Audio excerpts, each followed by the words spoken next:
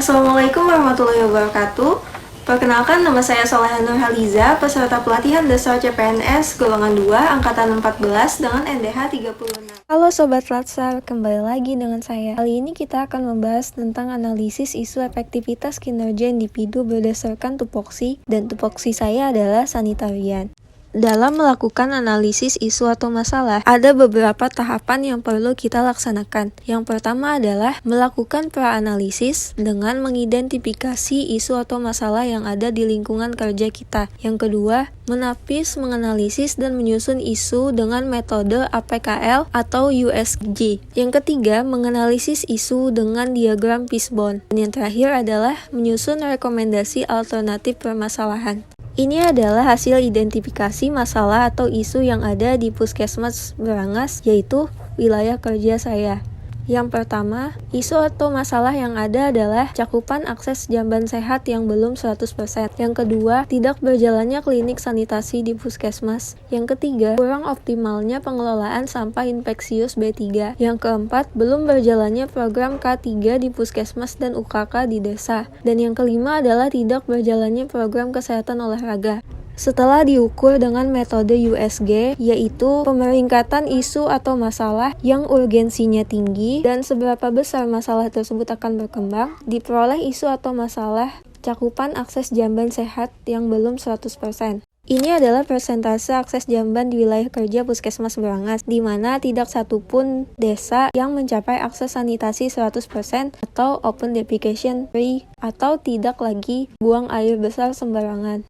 Dan apabila dianalisis akar masalahnya dengan diagram fishbone, terdapat hukum kausalitas sebab akibat di mana di bagian men, penyebabnya adalah adanya kelompok les miles, yaitu kelompok terakhir yang tidak terjangkau oleh proses pemicuan atau monitoring. Kemudian dalam metode, pemicuan hanya berpusat pada tokoh masyarakat, tidak pada warga yang belum mempunyai akses sanitasi maupun yang masih berperilaku BABS. Kemudian dalam measurement, pemerintah desa cenderung mengharapkan kinerja lebih dari puskesmas, sehingga tidak ada pengupayaan pembiayaan akses sanitasi bagi masyarakat kelas bawah. Dan di bagian material, bantuan pembangunan sarana sanitasi tidak berfokus pada masyarakat kelas lower. Dan yang terakhir, di bagian lingkungan, merupakan akar masalah yang paling utama, yaitu sebagian besar warga bermukim di pinggir sungai, ditambah lagi dengan akses menuju desa tersebut yang sulit.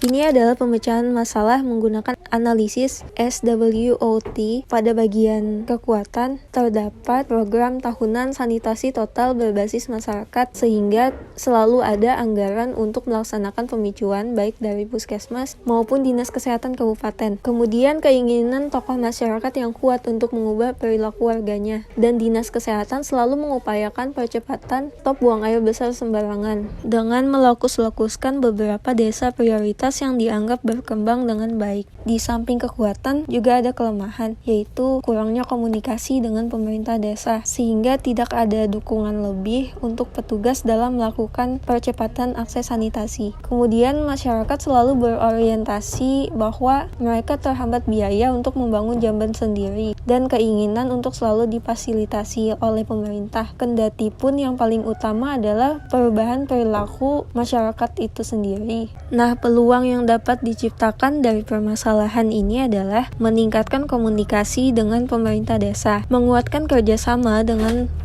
tokoh masyarakat, dan melakukan pemicuan secara door to door atau dari rumah ke rumah. Ancamannya sendiri adalah pemerintah desa tidak dapat mengupayakan pembiayaan akses sanitasi, dan kemungkinan masyarakat tetap berpegang teguh pada stereotip mereka tentang perilaku buang air besar. Masyarakat pun kemungkinan menolak untuk diberikan pemicuan secara door to door. Ini adalah tabel rekomendasi alternatif penyelesaian masalah akses jamban sehat yang belum 100%. Yang pertama, meningkatkan komunikasi dengan pemerintah desa. Nah, yang kedua adalah menguatkan kerjasama dengan tokoh masyarakat. Wassalamualaikum warahmatullahi wabarakatuh.